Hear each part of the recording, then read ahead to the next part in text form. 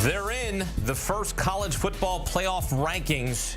Here's a look at the top 12. Oregon, Ohio State, Georgia, Miami, Texas, Penn State, Tennessee, Indiana, BYU, Notre Dame, Alabama, and Boise State. Keep in mind, the rankings will look different than the projected bracket because the top 5 conference champions will earn automatic bids, with the 4 highest-ranked teams receiving a first-round bye. The 12-5 game featuring Boise State and Ohio State, that would be played in Columbus. Indiana clashing with Tennessee in Knoxville.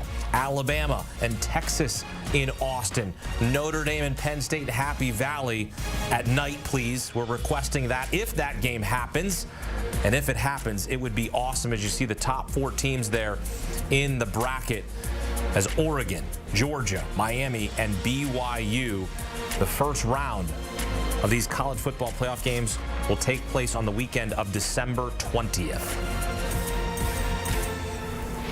All right, back here with Richard Johnson, Brad Crawford. We're talking winners and losers here, and all of us are winners. There's really no loser here except some of the teams on the outside looking in.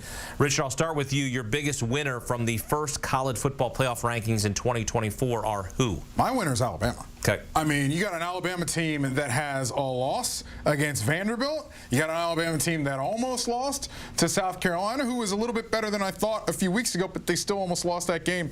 And then you got an Alabama that lost to Tennessee. They're getting away with it here. They're getting away with it because of their first half against Georgia. Not their second half, but they did enough in the first half to win that game. So, you know, if I was seeding the bracket personally, I wouldn't have them in there, to be honest with you. I think they snuck into this field at number 11. Obviously, they've got a de facto eliminator with LSU this weekend, so we're really going to find out what Alabama did on the bye week to be ready to go. But big winner for me is Alabama, who's going to get away with it as long as they can get through LSU this weekend. Yeah, my big winner is Tennessee tonight. Number 7 in the poll at 7-1. The only quality win was by a touchdown at home, by the way, against Alabama a couple weeks ago. We thought early in the season those wins against NC State and Charlotte and then on the road against Oklahoma were going to be marquee primetime wins for the Vols. NC State's not ranked. Oklahoma's in a tailspin right now. I think Indiana, Notre Dame, both those schools should have been ranked ahead of Tennessee in tonight's rankings. But here we are, SEC bias at its finest. Tennessee 7-1, number 7 in the committee's first poll. 4 SEC teams, 4 Big Ten teams. No really surprise there. Those are super conferences in college football. Your biggest loser is who from the first set of the college football playoff rankings? BYU. I mean, tough sitting there at 9th. You know, I think they're frankly right around where they should be, but it does add to the pile of they don't believe in us that BYU has had this season. Again, underdogs against a UCF team that they ended up spanking in that game. So, yes, they get to play the nobody believes in us card. Do the Cougars. Yeah, BYU, I'm in full agreement with Richard there. You schedule non-conference games in the playoff era, good non-conference games, to look good, build that strength of schedule. And what does BYU do? They go to SMU and win. SMU has a chance to win the ACC this year, but the committee's not respecting that win. Beat Kansas State, a 7-2 team, by 31 points on the road, have not lost this season. We're supposed to love these unbeaten power conference teams in the first rankings, but BYU, no respect tonight.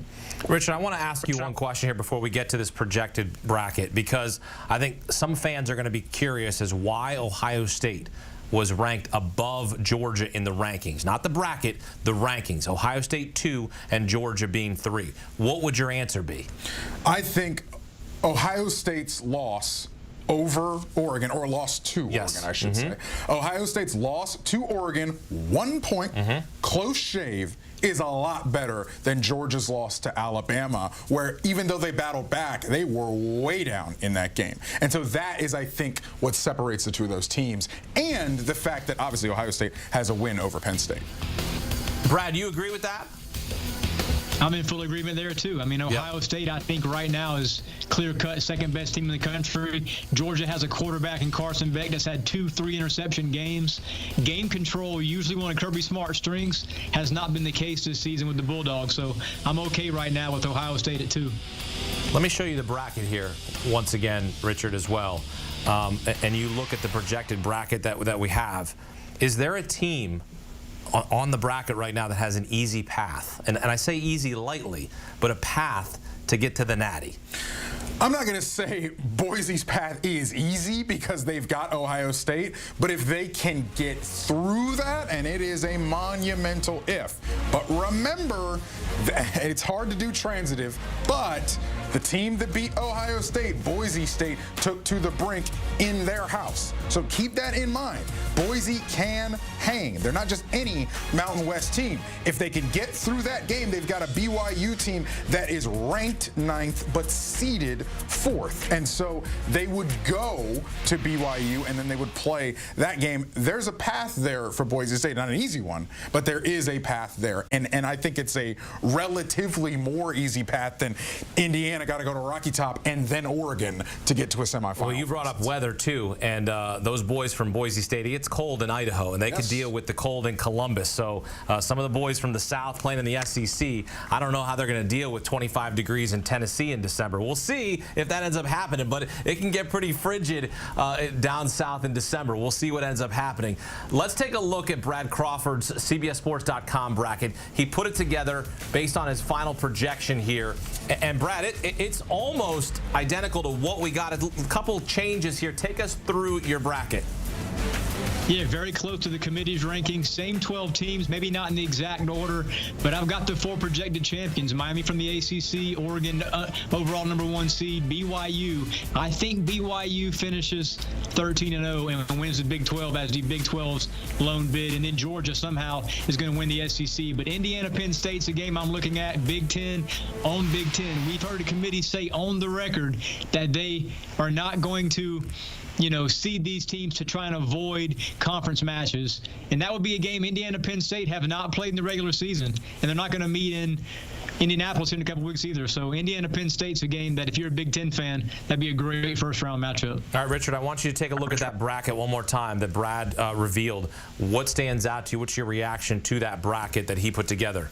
Well, the first thing I love in there, the matchup of Boise State, Texas.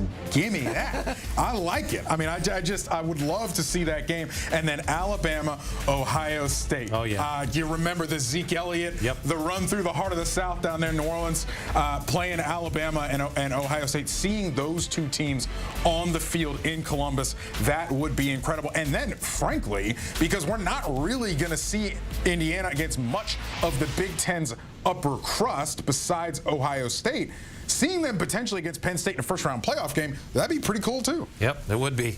This is pretty good stuff. Again, this is just the first set of rankings. There's 6 of these are Selection Sunday, just like we have in college basketball. And, boy, it is going to continue to get exciting as we get closer and closer to the end of the regular season and then to the playoffs. Richard and Brad here on CBS Sports HQ. Hey, just like college basketball, we're on Bubble Watch in college football. And we're going to talk about the games this weekend that have major playoff implications next on CBS Sports HQ.